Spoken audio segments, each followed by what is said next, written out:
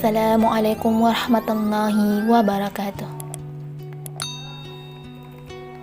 Kisah Nabi Muhammad SAW menjelang wafat. Betapa mulia dan indahnya akhlak Nabi Muhammad SAW yang selalu mengingat kita bahkan saat sakaratul maut. Pagi itu Rasulullah dengan suara terbata memberikan petua.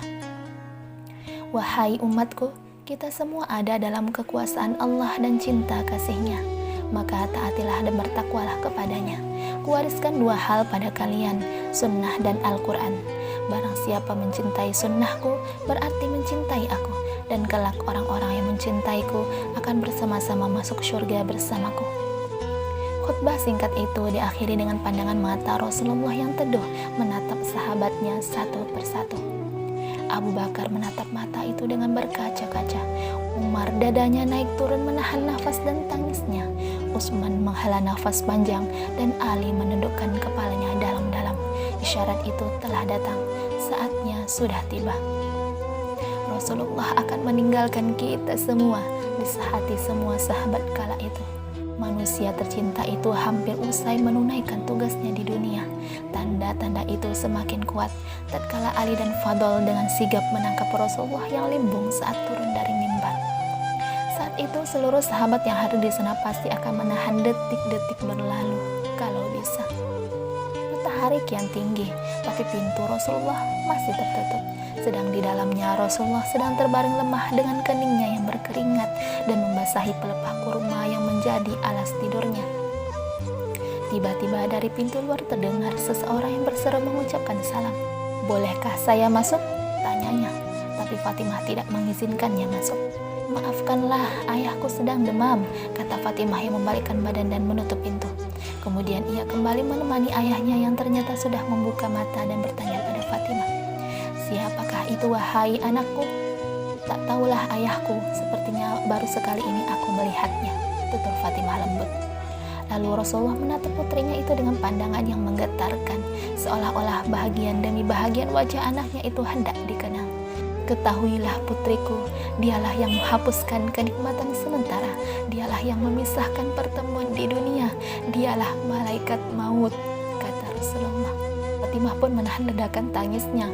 Malaikat maut datang menghampiri, tapi Rasulullah menanyakan kenapa Jibril tidak ikut bersama menyertainya. Kemudian dipanggillah Jibril yang sebelumnya sudah bersiap di atas langit dunia menyambut roh kekasih Allah dan penghulu dunia ini.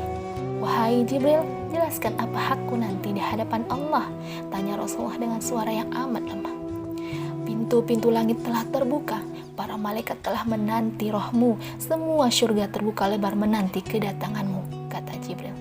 Tapi itu ternyata tidak membuat Rasulullah lega, matanya masih penuh kecemasan. "Engkau tidak senang mendengar kabar ini ya Rasulullah?" tanya Jibril lagi. "Kabarkan kepadaku bagaimana nasib umatku kelak." "Jangan khawatir wahai Rasulullah, aku pernah mendengar Allah berfirman kepadaku, kuharamkan surga bagi siapa saja kecuali umat Muhammad telah berada di dalamnya," kata Jibril. Detik-detik semakin dekat, saatnya Israel melakukan tugas. Perlahan roh Rasulullah ditarik, nampak seluruh tubuh Rasulullah bersimbah peluh, urat-urat lehernya menegang. "Jibril, betapa sakitnya sakaratul maut ini," perlahan Rasulullah mengaduh. Fatimah terpejam, Ali yang di sampingnya menunduk semakin dalam, dan Jibril memalingkan muka. "Jijikkah kau melihatku wahai Jibril, hingga kau palingkan wajahmu dariku?" tanya Rasulullah pada malaikat pengantar wahyu itu. "Siapakah yang sanggup wahai Rasulullah melihat kekasih Allah direnggut ajal?" kata Jibril. Sebentar kemudian terdengar Rasulullah mengaduh karena sakit yang tidak tertahankan lagi. "Ya Allah, dahsyat sekali sakaratul maut ini. Timpakan saja semua sisa maut ini kepadaku, jangan pada umatku." Badan Rasulullah mulai dingin, kaki dan dadanya sudah tidak bergerak lagi, bibirnya bergetar seakan hendak membisikkan sesuatu.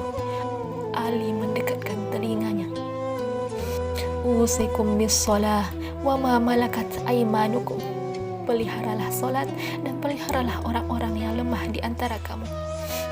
Di luar pintu, tangis mulai terdengar bersahutan, sahabat saling berpelukan. Fatimah menutupkan tangan di wajahnya dan Ali kembali mendekatkan telinganya ke bibir Rasulullah yang mulai kebiruan. Ummati, ummati, ummati, umatku, umatku, umatku. Dan berakhirlah hidup manusia mulia yang memberi sinaran itu. Kini, mampukah kita mencintai sepertinya? Allahumma sholli ala Muhammad wa ala alihi wa sahbihi wasallim. Betapa cintanya Rasulullah kepada kita. Salah gelisah apabila dibenci manusia, karena masih banyak yang menyayangimu di dunia. Tapi gelisahlah apabila dibenci Allah, karena tiada lagi yang mengasihimu di akhirat kelak.